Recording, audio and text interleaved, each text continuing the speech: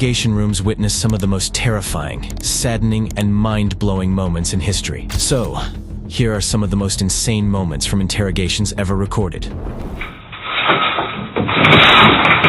Oh, no! Beginning with Thomas Robinson, a 27-year-old who was looking at a life sentence for shooting a 17-year-old boy. However, Thomas wasn't going down easily. He was determined to make things as hard as possible for the police in the most dangerous ways imaginable. As the police officer bends over to put handcuffs on him, Thomas leans over and looks at the holster on the cop's waist. He then gets an idea that could lead to death for both him and the officer.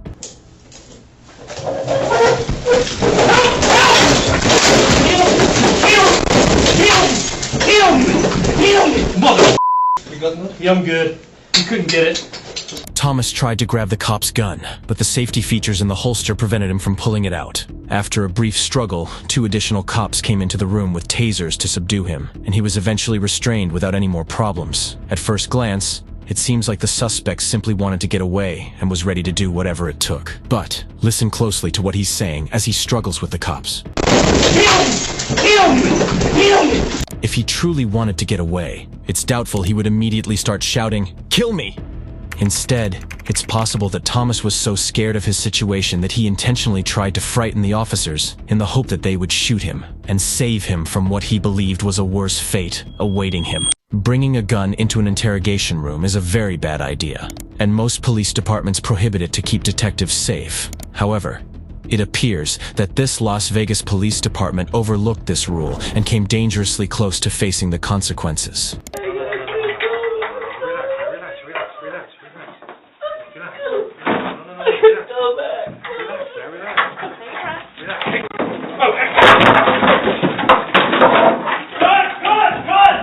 This man, found guilty of killing a 2-year-old boy, successfully grabbed the gun from the detective's holster, leading to a frantic struggle to regain control.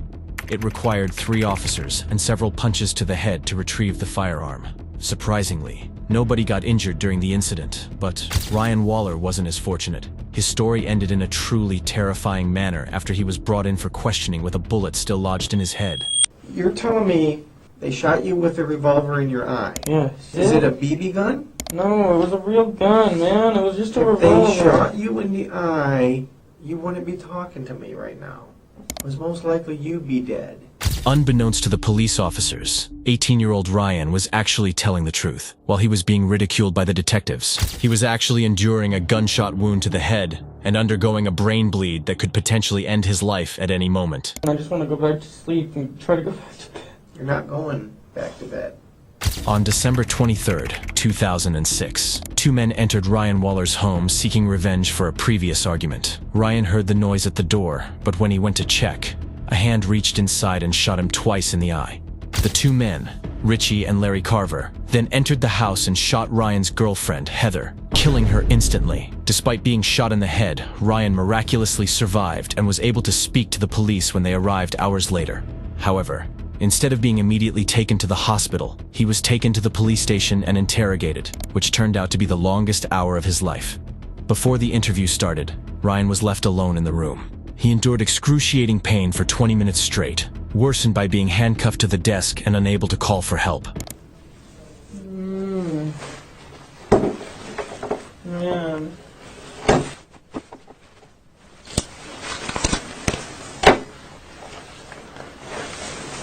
Ryan is clearly not okay, but the detectives proceed with the interrogation regardless. You know why you're down here, Ryan? You have no idea why you're down here? Okay. I don't know what happened, okay? So I'm going to read you something to make sure you understand your rights, okay? Okay, you have the right to remain silent. Anything you say can't be used against you in a court of law. What's the highest grade you went through school? I don't know. I just want to go home. Oh, you're not going to go home right now. What's the highest grade that you completed? B? No, not grade, as in letter grade. I'm asking, did you graduate high school? No. Do you know how to read and write, Ryan?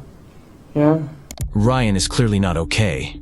But the detective's manner of speaking to Ryan suggests that he senses something is amiss. He slightly raises his voice, slows down his speech, and uses very simple language, as one would with a child. Despite the visible red mark around Ryan's face and his confused responses, the detective dismisses any concerns and persists with questioning him. Do you have a girlfriend?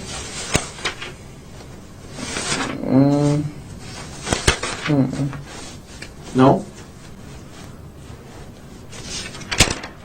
You know a girl named Heather? The one that lives there right now?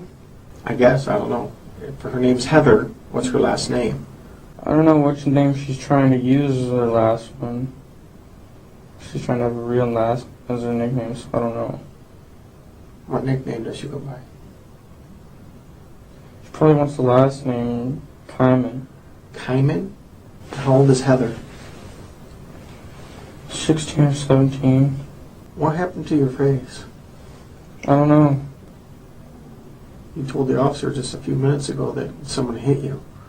Do you remember who hit you? I think it was Heather. Why would Heather hit you? It was an accident. I forgot why. What was an accident? Heather's last name? No. What was an accident? Heather hitting me. What happened for her to hit you in the eye like that? She just hit me on accident. She was giving Christina a head. She was what? She was helping Christina with her hair or something. I don't know. Who's Christine? She's on the couch. Christina's on the couch? Ryan and Heather shared their home with an individual whose identity is not disclosed to the public. It's unclear if this person is the Christina mentioned by Ryan, but regardless, no one else was present during the attack that night. Ryan is clearly experiencing symptoms of traumatic brain injury, and it's surprising that the detective isn't making the connection. Even if it was just blunt force, as Ryan claims, he should still be examined by a doctor considering his behavior. However, things take an even more troubling turn instead. What happened last night? I don't know. You don't know. I really don't.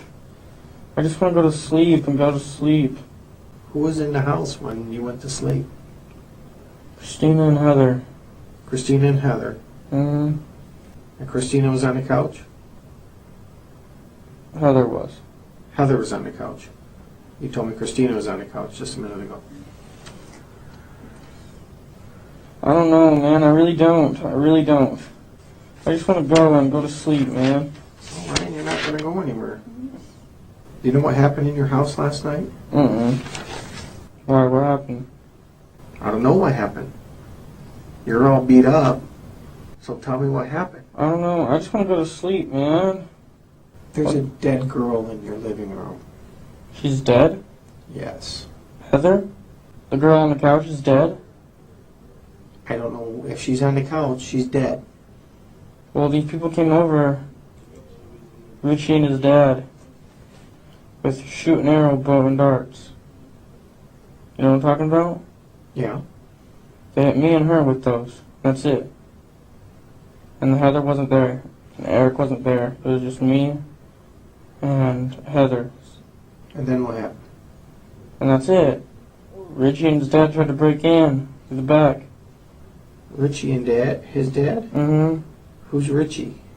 I don't know. Well, you obviously know him. You know his name by He Richie. used to live there. Was he a roommate of yours? He used to be. They hit you? Yeah.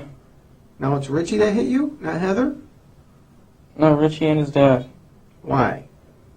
Because they're trying to get their stuff. I don't know why. And they had some kind of bow and arrows? They each had 2 revolvers and they didn't let off any shells. Okay, you just said they had bow and arrows. Now they have revolvers? That's what I meant. They had revolvers. They have revolvers. Yes. And then what happened? And then they shot us with those. They shot both of you? Yeah. Where'd they shoot you at? I got shot in the eye. You got shot in the eye I think so. with a revolver. I think. I don't know, man. I don't know. Then what happened? I don't know. You don't know a lot, Ryan. I don't, man. I really don't. I would like to see the detective express himself as clearly as Ryan does in this situation. Despite having a bullet in his brain, Ryan has managed to recall the exact sequence of events and the names of the perpetrators. The story may sound unbelievable, and that's likely why the cop is essentially laughing at him by now. However, that doesn't justify any aspect of the situation. Ryan is clearly distressed, in pain, and in need of medical attention. Yet he's still more than half an hour away from any form of help. Ryan, why don't you tell me what really happened there? Because I don't believe... I really don't know, man. I really don't. I don't know. I could tell you anything, I swear. I want you to tell me the truth. That's all I want from Richie you. and his dad came there. And I don't know why. I don't know why, but they put me in sleeping hold, and they put me in sleeping hold with the arrows and shit. I lived through that crap. You're all over the board here, number one. You're saying bows and arrows, you're saying revolvers, and you're saying some other thing, and you're saying they shot you in the eye. Okay? They shot you with a revolver in your eye. Yes. And that's Is it a BB gun? No, it was a real gun, man. It was just a If revolver. they shot you in the eye with a revolver, you wouldn't be talking to me right now. It was most likely you'd be dead. That's what I thought too, man. I really don't know. I really don't know, and I just want to go back to sleep and try to go back to bed. You're not going back to bed. Okay? That's not going to happen. What happened to Heather? Heather got shot Where did she get shot? inside the face once. She got shot inside of the face? Mm-hmm. How close were you to her when she got shot in the face? It was after I got shot, so I didn't even hear anything. So you got shot first, Uh-huh. and what happened? Did you call 911? Uh-uh. Did you see if she was alive? She was sleeping still, and that's it. I just let her sleep. She got shot in the side of the face, and you let her sleep? Yes. This does not make sense, Ryan. I know, I didn't mean to, man. I'm sorry. I didn't know she was passing out. That's because I got shot wrong once, too, and I was gonna pass out. Okay, this is now, not before. You're saying right now you've been shot Yes. in the eye Yes. with a revolver. Yes. All right. Ryan, you need to start telling me the truth because your story doesn't make sense. I'm trying, man. I don't know. What happened with you and Heather last night? Her dad came and shot the house. And shot her, Mm-hmm. and then leaves. Mm-hmm. And what did you do? I tried to go back to sleep. After you've been shot Mm-hmm. in the eye, Mm-hmm. you didn't know enough to call 911. Mm-mm. Ryan, look at me. Why did you shoot Heather, Ryan? I didn't shoot Heather. She was already shot once by her brother, I swear. Richie. Yes. Richie shot his own sister. Yes, I swear. That's it. Sit down. Not me. And you've been shot in the eye. Yes. Let me see your nose. Come on, put your legs down. Put your legs down. Bring your face closer. Oh, my head hurts. Okay. Yeah, be right back.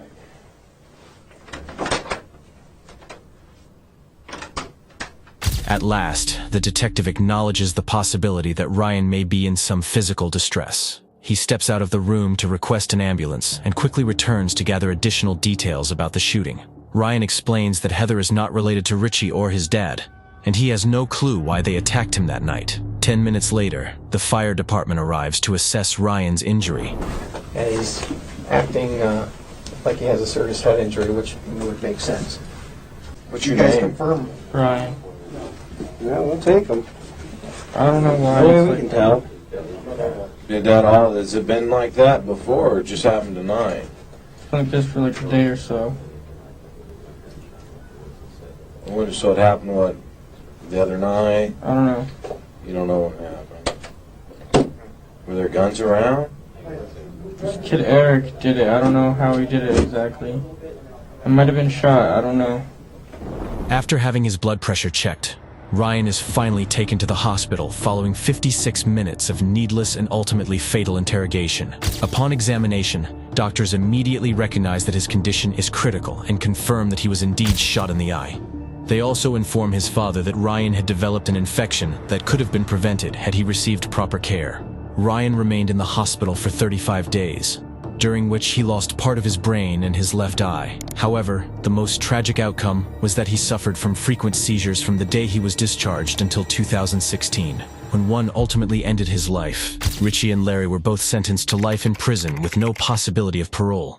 Ryan's father also filed a lawsuit against the police department, but, as is often the case, he only received a fraction of the punishment, amounting to less than 3 years in prison. A lot of people think this officer should be charged with assault, and maybe even murder. They believe that 3 years is definitely not sufficient, especially when compared to cases like Reed Duran's, who is potentially facing up to 30 years in prison for attacking a police officer. Reed was apprehended at an elementary school after he was observed pretending to be the father of a kindergartner.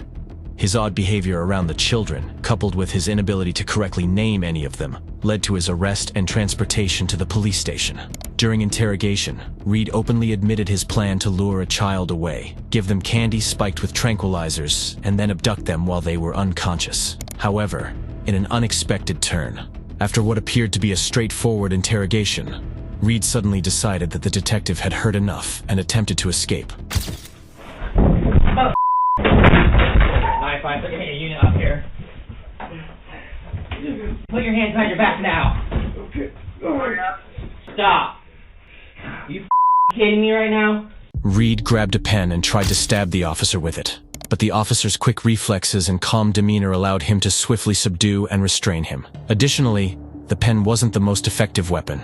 Nevertheless, Reed was arrested and charged with attempted kidnapping, along with a felony count of assault. He is currently awaiting trial and could be sentenced up to 30 years in prison. Reed's escape attempt didn't turn out well for him. However, Quantrell Schwartzlow's story is quite different. He managed to escape from the police faster than anyone else in history.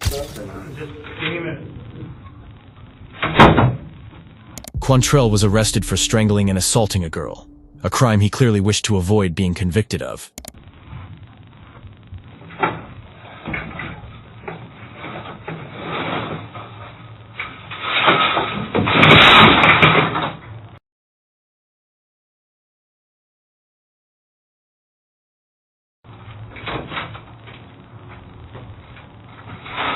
Oh, no. Unfortunately for Quantrell, his handcuffs made it obvious who he was, and he was apprehended 4 hours later. Although it's unclear what happened to him afterward, this incident will forever put him in the Interrogation Hall of Fame. On the other hand, Ricky Hawthorne took a more direct route to conclude his interrogation, confessing in record time. Ricky was found covered in blood near the bodies of Lara Kuchar and Tommy Skeens. It was evident that Lara had assaulted, and Ricky's DNA was also identified at the scene, leaving the police with no doubts when arresting him. Surprisingly, Ricky would make the police's job even easier.